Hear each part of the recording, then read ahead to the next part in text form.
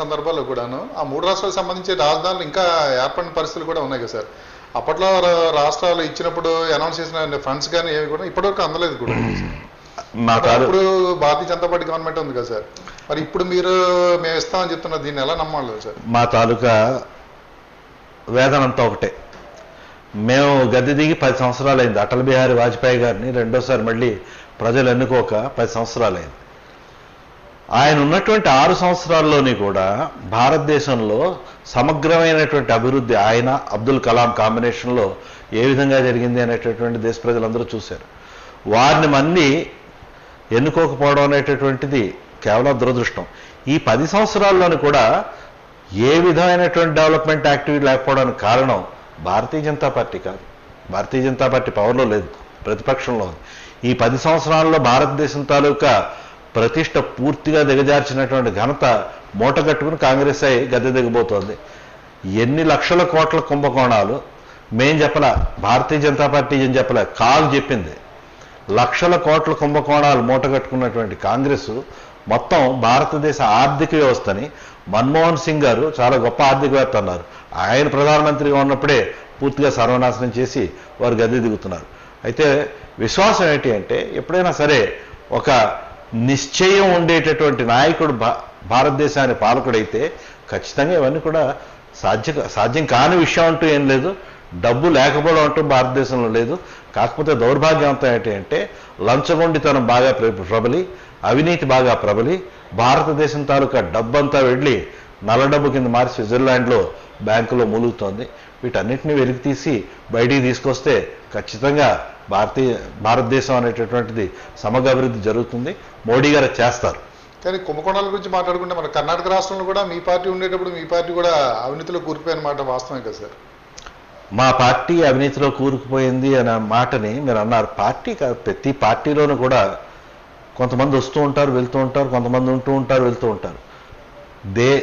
కర్ణాటక రాష్ట్రంలో జరిగినటువంటి కుంభకోణం తాలూకా అంటే అప్పటి ముఖ్యమంత్రి కేవలం ఒక ల్యాండ్ గురించి ఆయన ఏదో చిన్న డీలు చేశారు అనే దాంతో చెప్తే భారతీయ జనతా పార్టీ అట్నే ఏం చేసింది, నువ్వు ముఖ్యమంత్రి కింద ఉండదు దీపో అంది.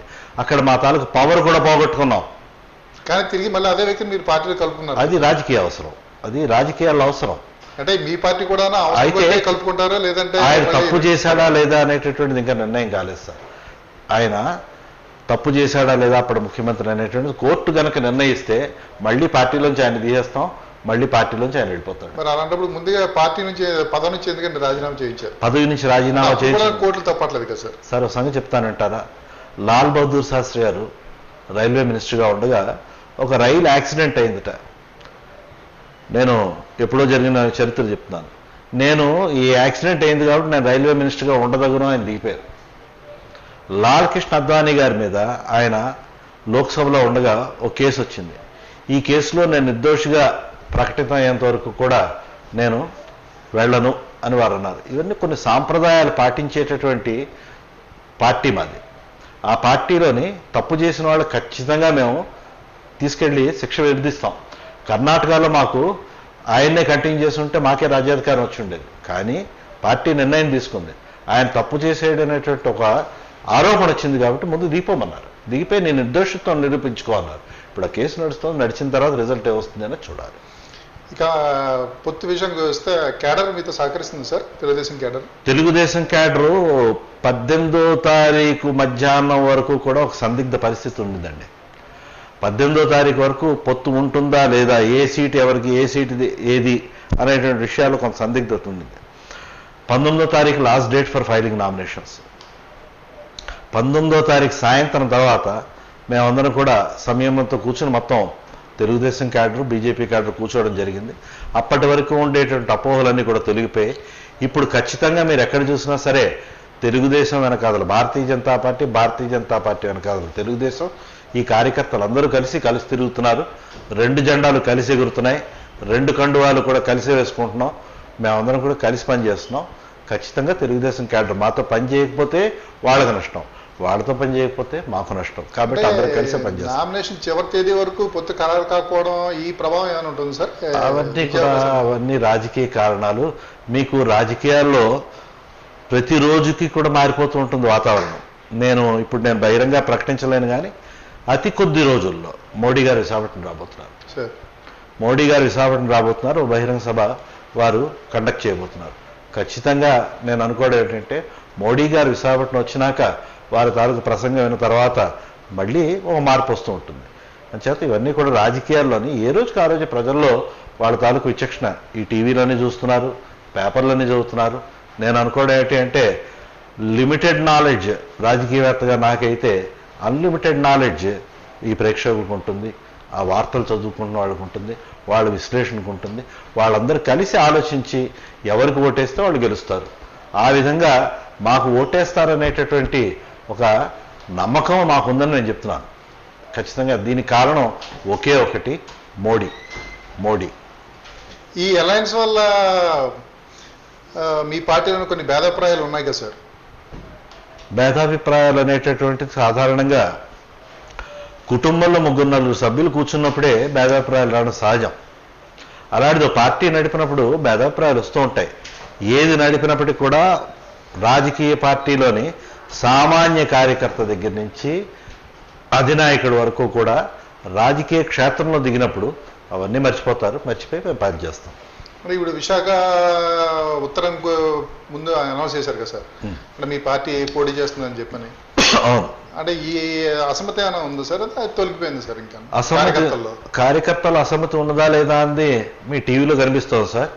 ఎవరైతే ఉత్తరంలో నాకు కూడా కావాలి అని అనుకున్నారో వారందరూ కూడా ఇవాళ మా ఉత్తర క్యాండిడేట్తో పాటు పనిచేస్తున్నారు. మీరందరూ కూడా టీవీ షోస్లో కనిపిస్తోంది.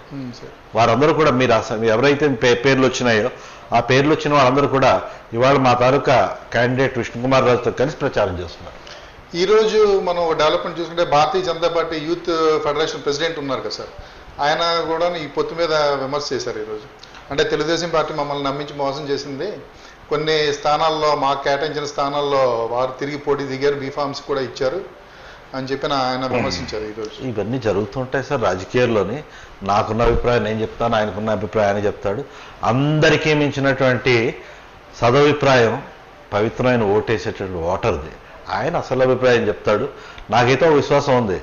ఎప్పుడూ కూడా ఏ ఎలక్షన్లోనూ కూడా నేను చూస్తున్నది ఏమిటి అంటే, అక్కడి నుంచి ఇక్కడ దాకా ఓటర్ తాలూకా నాడు ఒక్కలాగే ఉంటుంది, వాళ్ళ తాలూకా ఆలోచన విధానం ఒకేలా ఉంటుంది. ఖచ్చితంగా ఓటర్లు ఎప్పుడు కూడా మంచి జరుగుతుంది అనేటువంటి విశ్వాసం ఉన్నప్పుడు ఏ పార్టీనైనా బలపరుస్తారు. సార్, ఇంకా ఒక సాధారణ పౌరునిగా ఈ ఎన్నికల్లో డబ్బు మద్యం ప్రభావం దీని గురించి మీ కామెంట్ ఏంటి సార్? అంటే ఒక మన పార్టీ పరంగా కాకుండా ఒక సాధారణ పౌరునిగా మాట్లాడాల్సి వస్తే ఏం చెప్తారు సార్? నేను అనేక ఎలక్షన్లు చూశాను. డబ్బు పంపిణీ అనేటటువంటిది కొన్ని ప్రాంతాల్లో జరుగుతుంది. భారతదేశంలో దౌర్భాగ్యం ఏంటంటే, పేదరికంలో మగ్గుతున్నటువంటి వాళ్ళు ఈ ఎలక్షన్లు అనేటటువంటి దానిలో ఓటు విలువ అనేది తెలియకుండా వాళ్ళు ఇన్నాళ్ళు కూడా ఉన్నారు. డబ్బులు తీసుకుంటూ ఉంటారు. డబ్బులు చాలా పార్టీలు ఇస్తుంటాయి. ఎందుకు ఇస్తాయంటే, ఆ ఓటు ఇచ్చి ఆ ఓటు ద్వారా కొనుక్కుని మళ్ళీ కోట్లు సంపాదించే పరిస్థితుల్లో వాళ్ళు చేస్తూ ఉంటారు. ఒక విశ్వాసంతో నేను చెప్తున్నా, భారతీయ జనతా పార్టీ ఎప్పుడు కూడా ఆ పని చేయలేదు, ఇప్పుడు కూడా చేయదు. ఈ ఓటుకి డబ్బు ఇవ్వడం అనేటటువంటిది అరికట్టాల్సినటువంటి బాధ్యత సమాజం మీద ప్రజల్లో ఉంది. ప్రజలు చైతన్యపరచాలి. చైతన్యపరిచి టీవీలు కూడా మీరు కూడా చైతన్యపరచాలి. చైతన్యపరిచి డబ్బుకు గనక మనం ఓటు అమ్ముకుంటే మన తాలూకా బిడ్డల భవిష్యత్తును అమ్ముకుంటున్నాం అనేటటువంటి విషయాన్ని ప్రజలకు తెలియజేయాల్సిన బాధ్యత నా మీద, మీ మీద, మీ అందరి మీద కూడా ఉందని నేను మనవి చేస్తున్నాను. ఇక మనం భారతీయ జనతా పార్టీ మతతత్వ పార్టీ అని చెప్పని చాలా పార్టీలు విమర్శిస్తుంటాయి కదా సార్? భారతీయ జనతా పార్టీ మతతత్వ పార్టీ అనేటటువంటి విషయాన్ని ఎందుకు ఎవరు ఎప్పుడు విమర్శిస్తున్నారు అనేటటువంటి ప్రజలు గమనించాలి. భారతీయ జనతా పార్టీ కనుక మతతత్వ పార్టీ అయితే వాజ్పేయి గారు పాలించారు ఈ దేశాన్ని. వాజ్పేయి గారు పాలించిన సమయంలో ఎక్కడైనా సరే మత కల్లోలం జరిగిందా? అది కాకుండా ఒక స్టాటిస్టిక్స్ తీసుకుందాం. భారతదేశంలో జరిగినటువంటి మత కల్లోలాలు అనేటటువంటి స్టాటిస్టిక్స్ ఒకసారి కనుక మీరు ఎక్కడైనా ఒకసారి గూగుల్లోకి ఎక్కడికైనా వెళ్ళి చూస్తే ఎక్కడ జరిగాయి, ఎందుకు జరిగాయి, చివరికి ఏంటంటే కొన్ని మత రాజకీయాలు నాకు తెలిసి ఆంధ్ర రాష్ట్రంలో ఒకసారి ముఖ్యమంత్రి మారాల్సి వచ్చినప్పుడు అక్కడ చాలా పెద్ద అల్లర్లు సృష్టించారు హైదరాబాద్లో. అది సృష్టించిన పార్టీ ఏది, అప్పుడు పవర్లో ఉన్నటువంటి పార్టీ ఏది. ఒక్క 2002లో గోద్రాలో అల్లర్లు జరిగాయి అనేటువంటి నిందారోపణ మాత్రం మోడీ మీద ఉంది. 12 సంవత్సరాల పాటు ఆయన నోరు విప్పల. 12 సంవత్సరాల తర్వాత ఎప్పుడైతే ఆయన క్లీన్ చిట్ వచ్చిందో ఆనాడు మాత్రమే ఆయన మళ్ళీ నోరిప్పాడు. ఇది భారతీయ జనతా పార్టీ నాయకులు తాలూకా లక్షణం. మేము ఎవరిని కూడా విమర్శించాం. భారతదేశంలో మా తాలూకా లెక్క ప్రకారం ముస్లింలు మైనారిటీలు కారు, క్రిస్టియన్లు కూడా మైనారిటీలు కారు. మనందరం భారతీయులం. భారతదేశ సమగ్రాభివృద్ధిలో మనం అందరం కూడా కలిసిమెలిసి పనిచేయాలి. కానీ ఇందులో నువ్వు ఈ వర్గం, నేను ఈ వర్గం, నీది ఈ రిలీజన్, నాది ఆ రిలీజన్ అనేటటువంటి భావం భారతీయ జనతా పార్టీకి లేదు. సర్వధర్మ సమభావన అనేటటువంటిది మా రాజ్యాంగంలో మేము రాసుకున్నటువంటి నిర్ణయం. కానీ మీ పార్టీ జాతీయ నాయకులు గిరిరాజ్ గారు గిరిరాజ్ గారు మొన్న ఒక పబ్లిక్ మీటింగ్లో నరేంద్ర మోడీకి ఓటు వేయని వ్యక్తులందరూ పాకిస్తాన్ వెళ్ళిపోవచ్చు అని చెప్పేసి అని అన్నారు కదా సార్. ఆవేశంలో ఎవరో ఒకళ్ళు అనదాన్ని మీరు అందరికీ ఆపాదిస్తేలా సార్? పార్టీ నాయకులు, మా పార్టీ నాయకుడే, మా పార్టీ నాయకుడు ఒక ఆవేశపడొచ్చు. ఆయన మందలిస్తుంది పార్టీ. ఇప్పుడు ఒక ఎన్నికల ప్రచారంలోకి వెళ్ళినప్పుడు, ఎన్నికల వాతావరణం వచ్చినప్పుడు మనం చూస్తున్నాం. ఇందాక మీ న్యూస్లో ఒక ప్రశ్న వెళ్తూ ఉంటే ఫ్రెంజీ అంటే ఒక ఉన్మాదం అనేటువంటిది కనిపిస్తూ ఉంటుంది. అలాగే మాట్లాడేటప్పుడు కూడా కొంతమంది వ్యక్తుల్లో కొన్ని ఉన్మాదాలు వస్తూ ఉంటాయి. ఉన్మాదాల్లో కొన్ని మాటలు తూలుతూ ఉంటారు. ఆ తూలినటువంటి వాటిని పట్టుకుని మొత్తం పార్టీకి ఆపాదించకండి. ఇప్పుడు ఎక్కడో ఒక అల్లరి జరిగిందని చెప్పేసి భారతీయ జనతా పార్టీ మతత్వ పార్టీ అని, ఎక్కడో కొంతమంది మత ఛాందసవాదులు ఏదో పని చేశారని దాన్ని మొత్తం భారతీయ జనతా పార్టీకి ఆపాదించడం, ఇవన్నీ చేస్తే మొత్తం అన్నిట్లోని కూడా జరిగినటువంటి పరమహీనమైనటువంటి నరమేధం మతం ఆధారంగా చేసుకున్నది భారతదేశంలో జరిగింది. ఇందిరాగాంధీ గారు చనిపోయినప్పుడు ఏ పార్టీ చేసింది? ఏ పార్టీ చేసి ఒక మతాన్ని వాళ్ళ తాలూకా ఆడవాళ్ళని అవమానించింది, వాళ్ళ తాలూకా మగవాళ్ళ కుత్తుకలు తగ్గోసింది, వాళ్ళందరినీ కూడా భయకంపితం చేసింది. ఈవెన్ విశాఖపట్నంలో కూడా ఆ మతస్థులు బాధపడ్డారు. ఇంత చేసినటువంటి కాంగ్రెస్ పార్టీని మానేసి ఒక్క భారతీయ జనతా పార్టీని మాత్రమే మతతత్వ పార్టీ అంటున్నారు. భారతీయ జనతా పార్టీ మతతత్వ పార్టీ అవునా కాదా? భారతీయ జనతా పార్టీ రేపు పొద్దున్న రాబోయేటటువంటి రోజుల్లో ముస్లింలందరినీ ఆదరిస్తుందా, క్రిస్టియన్లు ఆదరిస్తుందా అనేటువంటి విషయాన్ని నరేంద్ర మోడీ గారు రుజువు చేస్తారు. ఈ సందర్భంగా ఒక్క విషయం కాకుండా నేను మనవి చేస్తాను. గోవాలో మా గవర్నమెంట్ ఉంది, మనోహర్ పారిక్కర్. గోవా క్రిస్టియన్లు ఎక్కువగా ఉండేటటువంటి స్టేట్. అక్కడ భారతీయ జనతా పార్టీ తాలూకా ఉప ముఖ్యమంత్రి గౌరవనీయమైనటువంటి మా క్రిస్టియన్ సోదరుడు. అక్కడ ఉండేటటువంటి ఎమ్మెల్యేలందరూ కూడా భారతీయ జనతా పార్టీ నాయకులు, మా గౌరవనీయులైనటువంటి క్రిస్టియన్ సోదరులు. మరి అక్కడ లేనటువంటిది ఇంకో చోట ఆపాదించడం ఎందుకు? వాళ్ళు క్రిస్టియన్లా ముస్లింలా అనేటువంటిది మేము చూడం. భారతీయ జనతా పార్టీలో అందరికీ కూడా ఆహ్వానం ఉంటుంది. అందరూ కూడా కలిసి పనిచేస్తాం. ఎంతోమందిని మా పార్టీలో ముస్లింలు చేర్చుకున్నారు, వచ్చారు, క్రిస్టియన్స్ వస్తున్నారు. వాళ్ళందరూ ఇవాళ ఒక అభద్రతా భావంలో ఉన్నారు. ఎందుకంటే మిగతా పార్టీలు కేవలం రాజకీయ లబ్ధి కోసం భారతీయ జనతా పార్టీ మతత్వ పార్టీ అంటున్నాయి. కానీ భారతీయ జనతా పార్టీ ఏనాడు కూడా పార్టీ పరంగా ఈ తప్పు చేసింది అని రుజువు చేయమనండి, తప్పకుండా మాది మతత్వ పార్టీ అని నేను ఒప్పుకుంటాను. ఎప్పుడు ఏనాడు ఏ భారతీయ జనతా పార్టీ నాయకుడు కూడా ఎప్పుడు కూడా మతం అనేది ప్రాతిపాదికగా మేము ఎప్పుడు కూడా ఎవరిని అడగల. అందుకే నరేంద్ర మోడీ గారు మొన్న కూడా ఓ సభలో చెప్పారు, నేను భారతీయుడిగా మిమ్మల్ని ఓట్లు అడుగుతున్నాను అని చెప్పేసి వారు చెప్పారు. అదే చెప్తోంది మా పార్టీకి దేశ ప్రజల మీద మతం ప్రాతిపాదికగా కాకుండా ఎంత గౌరవం ఉంది అనేటటువంటిది. అసలు మైనార్టీ అనే వాళ్ళని ఒక చిన్న చూపు చూసినటువంటిది కాంగ్రెస్. మేమైతే మైనార్టీ అన్నాం. భారతీయ జనతా పార్టీలో మాకు మైనారిటీ అనేటటువంటి మాటే రాదు. వారందరూ కూడా భారతీయులు. భారతదేశంలో మనందరూ కూడా భారతమాత బిడ్డరం. ఇక్కడ నుంచి మనం అందరం కూడా కలిసిమెలిసి ఒక లౌకికవాద దేశంలోనే బతుకుతున్నాం అనేటటువంటి ఒక ధీమాన్ని వాళ్ళందరికీ కలిగించడానికి నరేంద్ర మోడీ గారు కృషి చేస్తారు. కానీ ఎన్నికలప్పుడే భారతీయ జనతా పార్టీకి రామ మందిరం విషయం గుర్తొస్తుందని కూడా ఒక కామెంట్ అయితే ఉంది కదా సార్. అంటే అప్పుడు రామ మందిరం అల్లర్లు కూడా భారతీయ జనతా పార్టీ ఎక్కువ ప్రోత్సహించింది వాళ్ళ అల్లర్లకి అని చెప్పేసి అని ఒక విమర్శ అయితే ఉంది కదా సార్. విమర్శ అయితే ఉంది. రామ మందిరం అనేటటువంటిది ఒక వర్గానికి చెందినటువంటి ప్రజల తాలూకా కోరిక. ఇప్పుడు ఒక మాట అడుగుతాను నేను. ఇప్పుడు భారతదేశంలో పుట్టి రాముడు ఇక్కడ పుట్టేయడం నమ్మేటటువంటి వాళ్ళు అయోధ్యలో రామాలయం ఉండాలి అని కోరుకోవడంలో తప్పేమైనా ఉందా? అయోధ్య రాముడి జన్మభూమి కాకపోతే ఇంకోరి జన్మభూమి అని ఎవరైనా అంటే ఎక్కువ మంది ఒప్పుకుంటారా? మేము కోరింది ఏమిటి? అక్కడ అయోధ్య రాముడి తాలూకా జన్మ నివాసం.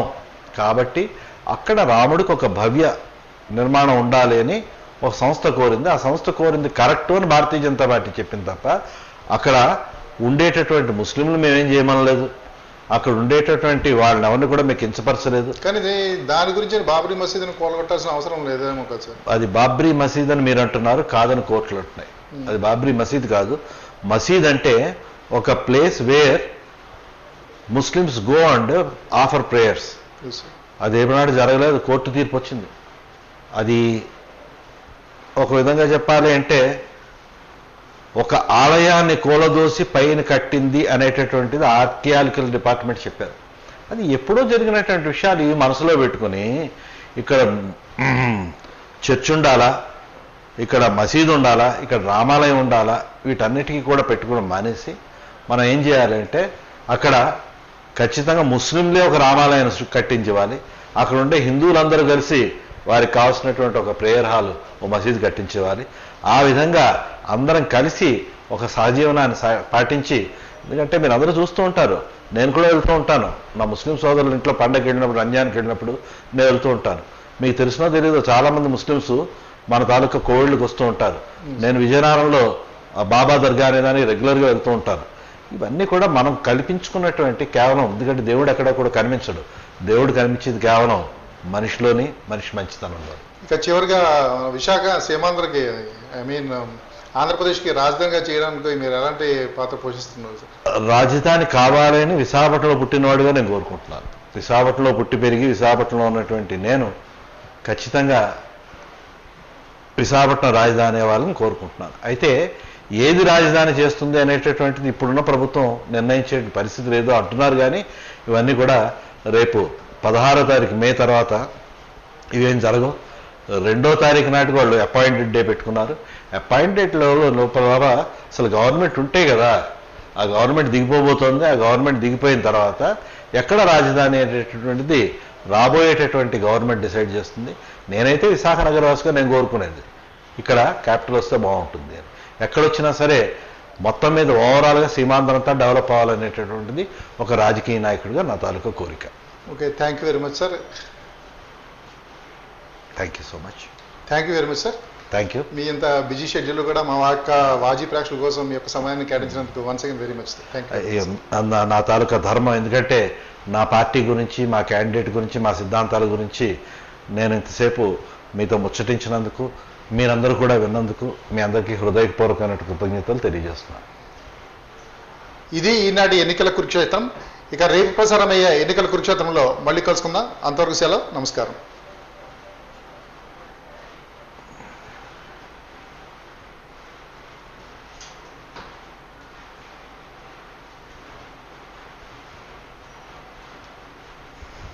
Right brother. Thank you very much sir. ఏం చెప్పాలండి మీకు? మీరు వచ్చారు కదా సార్.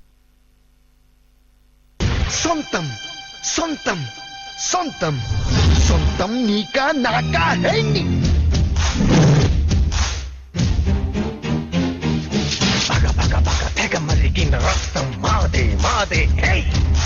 తెగ తెగ తెగ పైకెగిరిన పందెం మాదే మాదే హే. వేద్దాం హై.